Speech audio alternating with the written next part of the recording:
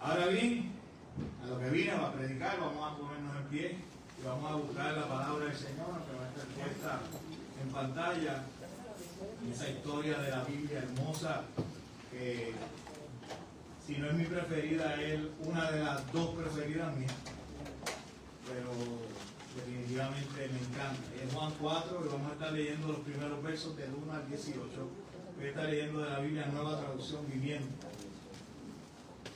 Así que digan amén, porque aunque no lo tengan, está aquí. Ya todos lo tienen. Lleva por título Jesús y la mujer samaritana. Dice, Jesús sabía que los fariseos se habían enterado de que él hacía y bautizaba más discípulos que Juan. Aunque no era Jesús mismo quien los bautizaba, sino sus discípulos. Así que se fue de Judea y volvió a Galilea. En el camino tenía que pasar por Samaria. Entonces llegó a una aldea samaritana llamada Sicar, cerca del campo de Jacob, cerca del campo que Jacob le dio a su hijo José. Allí estaba el pozo de Jacob y Jesús, cansado por la larga caminata, se sentó junto al pozo cerca del mediodía. Poco después llegó una mujer samaritana a sacar agua y Jesús le dijo, por favor, dame un poco de agua para beber.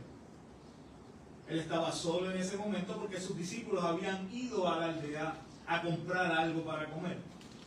La mujer se sorprendió, ya que los judíos rechazan todo trato con los samaritanos. Entonces le dijo a Jesús, usted es judío y yo soy una mujer samaritana, ¿por qué me pide agua para beber? Jesús le contestó, si tan solo supieras el regalo que Dios tiene para ti y con quién estás hablando, tú me pedirías a mí y yo te daría agua viva. Pero Señor, tú no tienes ni una soga ni un balde, le dijo ella. Y este pozo es muy profundo. ¿De dónde vas a sacar esa agua viva? Además, ¿se cree usted superior a nuestro antepasado Jacob, quien nos dio este pozo? ¿Cómo puede usted ofrecer mejor agua que la que disfrutaron él, sus hijos y sus animales? Jesús contestó, cualquiera que beba de esta agua pronto volverá a tener sed, pero todos los que beban del agua que yo doy no tendrán sed jamás. Esa agua se convierte en un manantial que brota con frescura dentro de ellos y les da vida eterna. Por favor, Señor, le dijo a la mujer, deme de esa agua, así nunca más volveré a tener sed y no tendré que venir aquí a sacar agua. Jesús le dijo, ve y trae a tu esposo. No tengo esposo, respondió la mujer. Es cierto, dijo Jesús. No tienes esposo porque has tenido 5 esposos y ni siquiera estás casada con el hombre con el que ahora vives. Ciertamente dijiste la verdad. Padre, en el nombre poderoso de Jesús, nombre que es sobre todo nombre, es que venimos a predicar esta palabra. Y Señor, sé que ella de por sí, al leerla, conmueve el corazón, saber este trato tan especial que tú tienes con aquellos que amas. Yo pido, Dios, que en esta mañana podamos salir de aquí comprendiendo esa verdad, cuánto tú nos amas. Pido, Dios, que seas tú, por medio de tu Espíritu Santo, revelando a nuestras vidas esta palabra y que hagas algo poderoso en esta mañana en medio de nosotros. Que seas tú rompiendo cadenas, que seas tú liberando, sanando, restaurando, para la gloria de tu nombre. En el nombre de Jesús. Amén. Y amén. Se pueden sentar.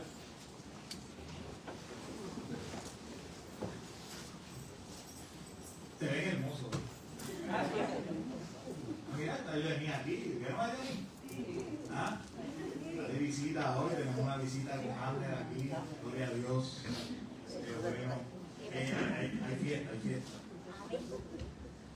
Continuamos sumergidos en el Evangelio según San Juan.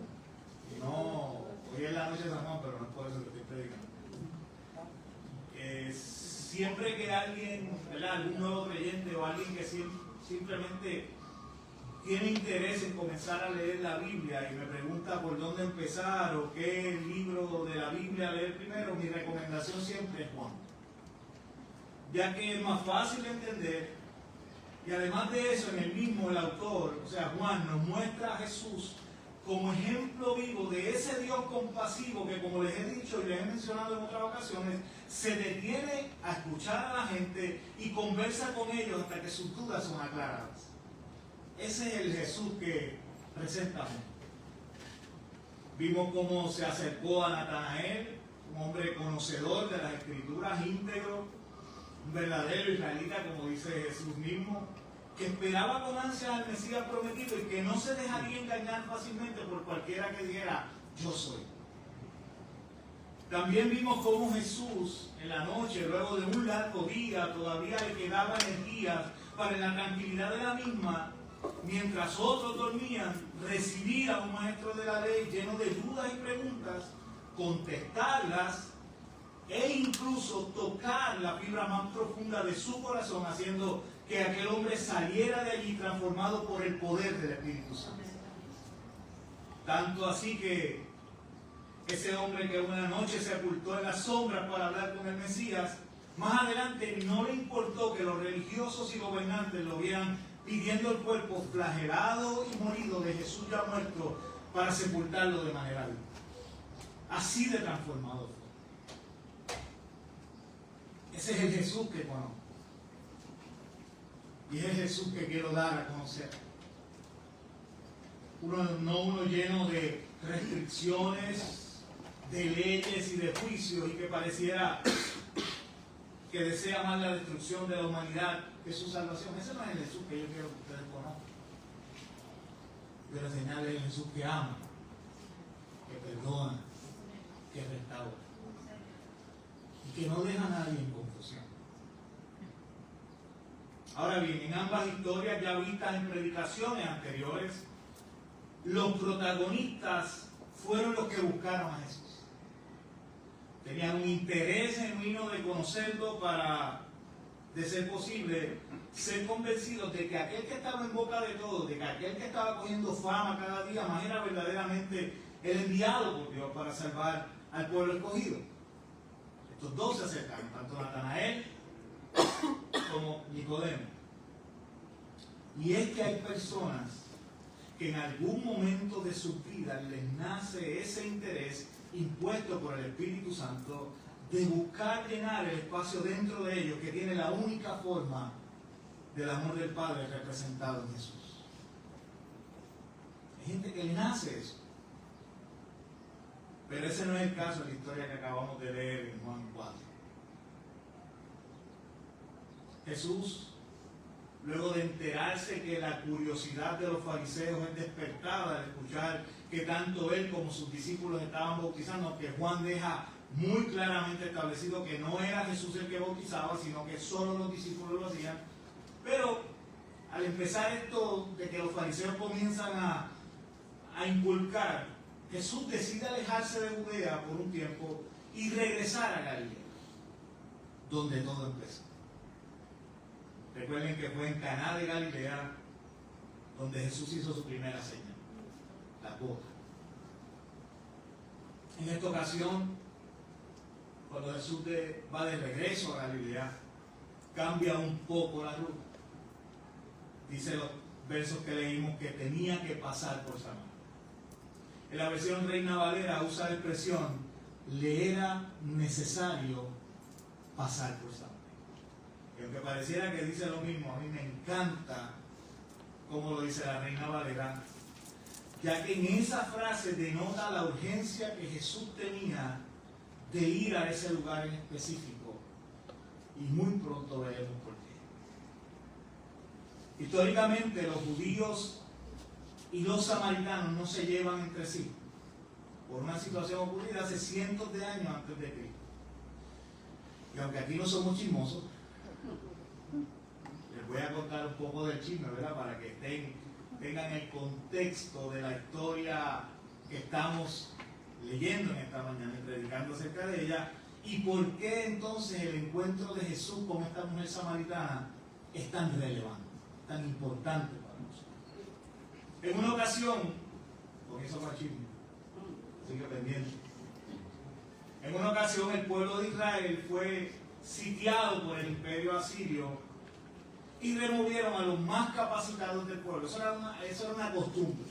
Cuando venían estos imperios grandes a tratar de dominar a otra nación, lo primero que hacían luego de sitiarlo, o sea, luego de ubicarlo, luego de rodearlo, por decirlo de alguna manera, cogían y removían a toda la gente influyente dentro del pueblo. Véngase religiosos, sabios, gente con poder. ¿Por qué? Porque esas son la gente que pueden crear revolución dentro del pueblo, y entonces levantarse y por ende venir y guerrear defendiendo los suyos. Pues eso era lo primero que hacían. Removían a esta gente para evitar la revolución o las revueltas dentro del pueblo.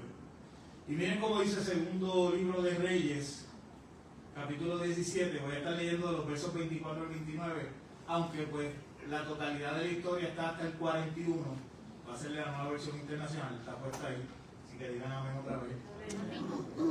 Me encanta cuando uno busca la Biblia bien rápido ahora. Y dice así: repoblación de Samaria. Para reemplazar a los israelitas en los poblados de Samaria, o sea, aquellos que habían sacado de Israel, como bien dice, para volver otra vez a llenar la ciudad, el rey de Asiria trajo gente de Babilonia, Juta, Aba, Hamad, y aquí me ayudan, Sefarvayim. Si lo dije mal, perdónenme los que viven ahí. Estos tomaron posesión de Samaria y habitaron en sus poblados. Al principio, cuando se establecieron, no adoraban al Señor, de modo que el Señor les envió leones que causaron estragos en la población, así mismo como escuchan. Entonces, le dieron el informe al rey de Asiria. La gente que su majestad deportó, decía el informe, y estableció en los poblados de Samaria, no saben lo que requiere el Dios de ese país. Por esta razón, él les envió leones para que los maten. A lo que el rey de Asiria dio esta orden: hagan que regrese a vivir en Samaria uno de los sacerdotes que ustedes capturaron allí, y que les enseñe a la población lo que requiere el Dios de este país. Así que uno de los sacerdotes que habían sido deportados de Samaria fue a vivir a Betel y comenzó a enseñarles cómo adorar al Señor. Sin embargo, todos estos pueblos se fabricaron sus propios dioses en las ciudades donde vivían y los colocaron en los altares paganos que habían construido los samaritanos. Así que este pueblo, Samaria, siendo parte, ¿verdad?, de Israel, se había contaminado con idolatría y con rituales que no agradaban a Dios. Y esto trajo consecuencias más adelante, ya que cuando vamos un poco más adelante en la historia de Israel, cuando el rey de Persia, que es otro de los imperios que oprime en un momento dado al pueblo de Israel, y luego de que el templo fuera destruido, este rey les permite a los judíos volver a Jerusalén a reconstruir el templo. Y los samaritanos piden ser parte de esa reconstrucción, pero les es negada la oportunidad. Entonces de ahí es que viene esta riña entre los judíos y samaritanos, que también son judíos, pero son mezclados con otras culturas. Tanto era el odio entre ellos que los judíos, para ir a Galilea, y aquí entonces ya estamos cerrando el bochinche para que captemos lo que tenemos que, entiendo yo, el Señor quiere que entendamos de la palabra en esta mañana. El odio era tanto entre ellos que los judíos, para ir de Galilea a Judea, o viceversa, de Judea a Galilea, tomaban caminos alternos para ni siquiera pisar la tierra. Cogían ruta, pasaban el río, pasaban por el lado, para no tener nada que ver con él. Así que este es el contexto de lo que está sucediendo allí. Pero a Jesús le era necesario pasar por Samaria. Y este es el primer punto que entiendo Dios quiere traer a nuestra atención en esta mañana. Y escuche bien. Y es que a veces Dios nos va a desviar del camino para ir al encuentro de alguno que podamos considerar como enemigo, pero que para Jesús es un alma necesitada de su amor y de su salvación. Y posiblemente tú puedes ser el único con el cual esta persona comprenderá la magnitud del amor de Dios. No sé si entienden lo que le estoy tratando de decir. Pero en ocasiones hay personas que la única manera que van a ser convencidos del amor de Dios es escuchando a través de aquellos que más odian. Porque cuando vemos que ese que por años fue mi enemigo es capaz de acercarse y hablarme del amor de Dios, algo sobrenatural tuvo que haberle pasado a esa persona. Y ese algo se hace codiciable para mí. Tanto que lo que va a decir es, yo quiero eso que este tiene. Así que Jesús está rompiendo estereotipos aquí. El primero es que se desvía de la ruta y pasa por un pueblo al que ninguno de los discípulos que andaban con él entraría. O sea, esta gente tuvieron que haber dicho, ¿qué va a hacer este hombre mayamente? Si él vino a salvar a los judíos, ¿a qué ven ahí? Así que ese es el primer estereotipo que Jesús rompe. Y el segundo es que entabla una conversación con un ciudadano de ahí, con un samaritano. Y no con cualquiera, con una mujer. Culturalmente, si malo para la reputación de cualquier judío era hablar con un samaritano, peor era hablar con una mujer samaritana. Doblemente malo. Y de dudosa reputación. Y a solas. Ahora, ¿esto era desconocido para Jesús? Por supuesto que no. Pero era necesario pasar por Samaria. Y al decir mujer de dudosa reputación, lo hago por lo que los versos nos permiten conocer de ella. No es mucho, pero nos permite conocer de ella lo más importante. Era mediodía cuando esta mujer se acerca al pozo y sola. Las mujeres en esa época buscaban agua en el pozo en grupo, siempre acompañadas y por las tardes. Por la fresca de la tarde, me imagino. También me imagino que era para ponerse al día. Ya todo lo que había pasado en el pueblo durante la mañana estaba, y por la tarde pues nos reuníamos a darle a la sinvergüenza. Todo Dios carniza. Lo otro es que cuando Jesús le dice, busca a tu esposo y regresa, la misma que le contesta, no tengo. A lo que Jesús le contesta, es cierto, no tienes esposo porque has tenido 5 esposos. Y ni siquiera estás casada con el hombre que ahora vives. Ciertamente dijiste la verdad, dice Jesús. Así que no son chismes míos que les estoy contando a la mujer samaritana. Juan tiene la culpa de que nos hayamos enterado de la vida del campo. Suficiente en su reino. Como diría el americano, too much information. Y qué bueno que lo hizo. Porque entonces nos permite ver que Jesús no va detrás de los que puedan llenar las expectativas que el mundo puede tener en cuanto a una persona apta para recibir la gracia bendita de nuestro Señor. Es por eso que está eso ahí. El Evangelio es para todos. Jesús se desvía de la ruta por la que no tiene claro ni conoce al Dios que adora. Se desvía de la ruta por la que ha cambiado más de marido que de ropa interior. Se desvía de la ruta por aquel que vive su vida escondida de la sociedad que le rodea y que no le interesa cambiar de estatus. Se desvía de la ruta por aquellos que salen al pozo a mediodía para no ser señalados. Porque aquellos también se desvía por aquellos que sin saberlo darían cualquier cosa para no tener que buscar más agua con Dios.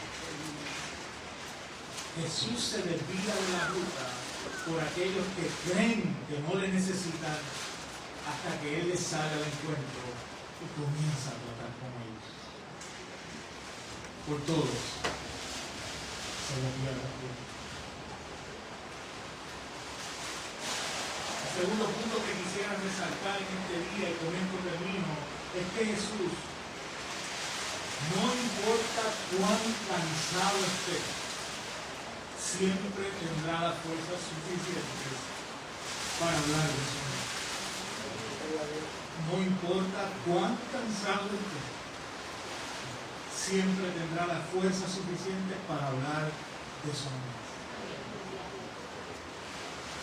Era mediodía. Y podríamos imaginar los soles como que estamos disfrutando en este país.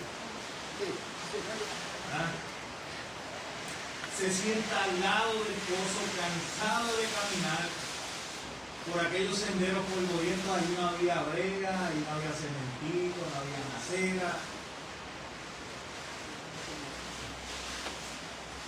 Los caminos llenos de polvo, llenos de piedra, que se le metían en sus sandalias porque no tenían tenisitas cerradas. Tal vez sus pies con cortaduras, con callos, adoloridos, pero era necesario pasar por sandalias. ¿Puede imaginarse? Si fuéramos tú y yo, lo menos que quisiéramos es hablar.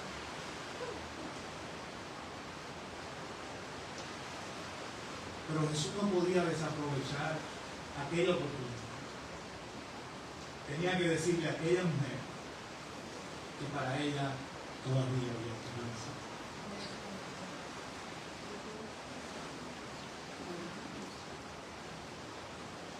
¿Cuánto terminamos?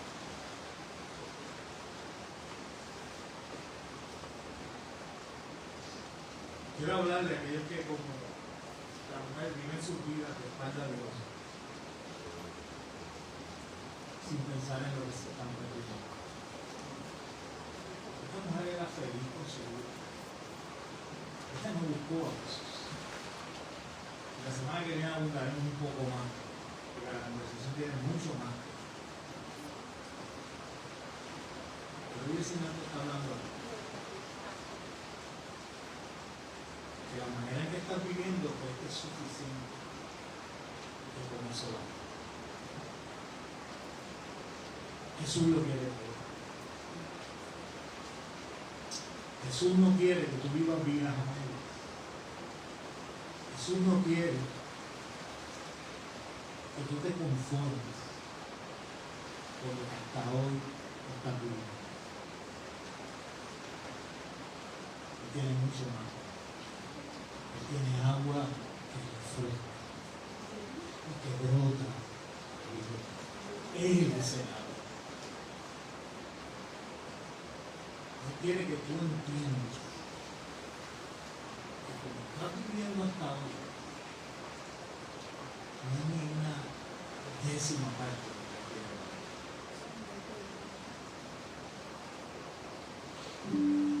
Quiere entregar, quiere que tú recibas todo. Porque tal vez estás recibiendo miradas. Pero Él quiere entregarte todo. Quiere que tú disfrutes de su presencia, de su cuidado, de su amor.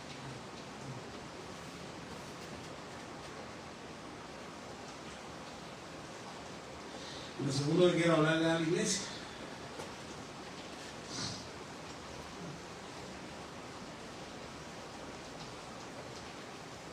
Y lo único que te voy a decir es que no hay excusas para dejar de hablar de Dios. No hay cansancio, cansados estamos todos. Aquellos que me han escuchado las últimas semanas, mi esposa principalmente, estoy cansado, de verdad estoy cansado, físicamente. Y así como yo pueden haber muchos, pero eso no es una excusa para mí.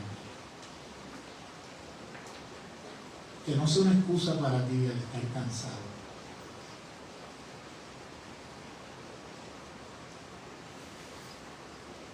Y hablo a la iglesia.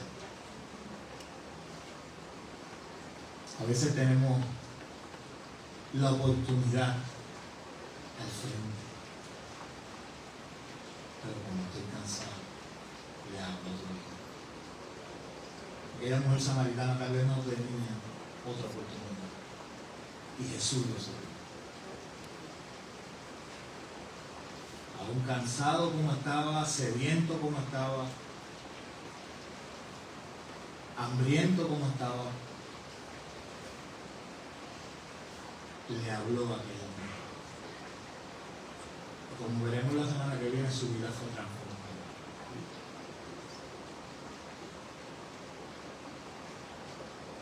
Inclina su rostro adelante.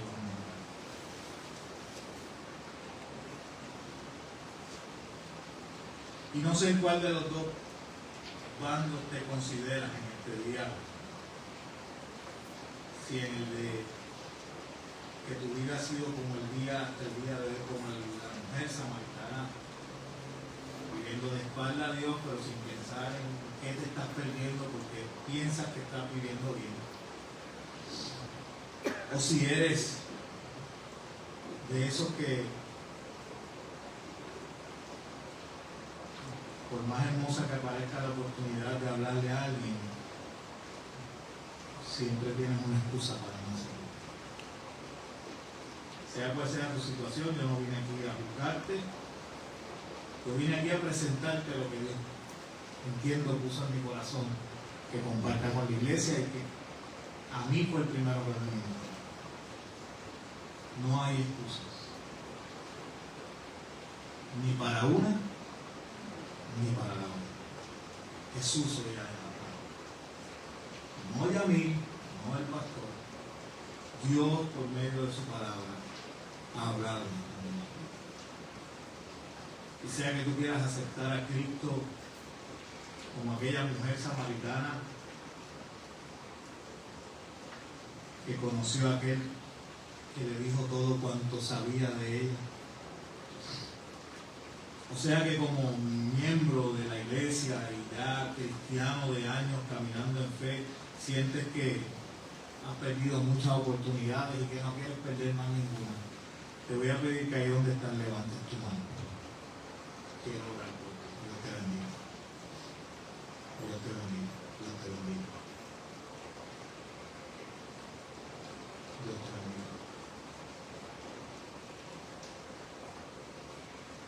Jesús quiere que lo entreguemos todo. Si tú supieras lo que Dios tiene.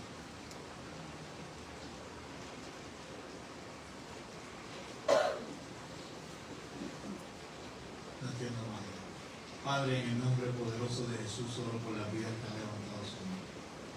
Solo tú y ellos saben en el corazón por qué lo hicieron. Te doy gracias, Dios. Porque cuando uno levanta la mano ante llamados como estos, es señal de humillación ante tu presencia, de reconocer cuán incompletos estamos, cuán imperfectos somos y cuán necesitados estamos. Pero qué bueno saber que en ti estamos completos. Te pido, Padre amado, que tu Espíritu Santo sea dirigiendo estas vidas y que ellos puedan, Señor, de aquí en adelante comprender que aquello que tal vez fue una falta ante ti y ellos la reconocen esta mañana, ha quedado borrada, que hoy es un camino nuevo que se abre.